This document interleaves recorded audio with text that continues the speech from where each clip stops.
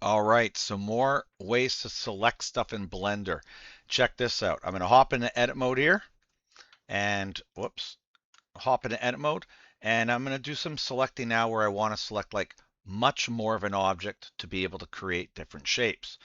Well, last day you learned that you could do the shift select or the alt select like this, like alt click, and you can select loops of a mesh. But this time what we want to do is how do I get like so much of the mesh? Well, check this out. I'm going to go into a view that's pretty, not quite head on yet, but I'll do something like this. Okay. Here's one thing I can do. I can hit B on the keyboard. B is for border select. So I hit B and I go click and drag, and I was in face select. So it selected all the faces that were inside of there. And so you can see if you get it right, you can get the faces. But there's a problem.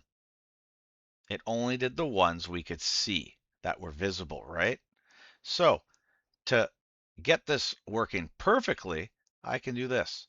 I can hit, let's say 1 or 3. Actually, just let me show you this first. Before I do that, we're going to turn on something called X-ray. So the X-ray button here, watch what it looks like. It lets you see through your entire object to the backside. Well, you can probably guess if I can turn X-ray on, and now I can turn my cube and I do a B for border select. Now it grabs everything, right? Because it's seen through.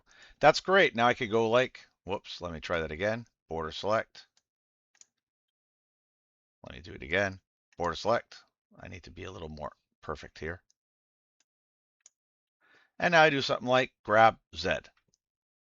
Oh, look, now I went from one object. I can turn the X-ray off, but that's a really fast way to be able to grab a lot of things. Okay, so border select with the X-ray on is pretty good. Here's another way. Let's say I want to take these faces up here and make these faces at the top here, somehow select them for some reason.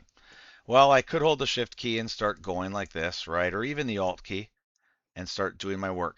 But there's another quick tool I can show you here. The other quick tool is hitting C. For circle select, I hit C, my cursor turns into a circle, and I just basically paint over what I want. And that's it. And when you're done, hit enter. And that's it. I've got that selected. Grab, Z, down, boom. Now you're making a cup or something hollowed out, right? So those are two little quick selection things that can help you when doing your model.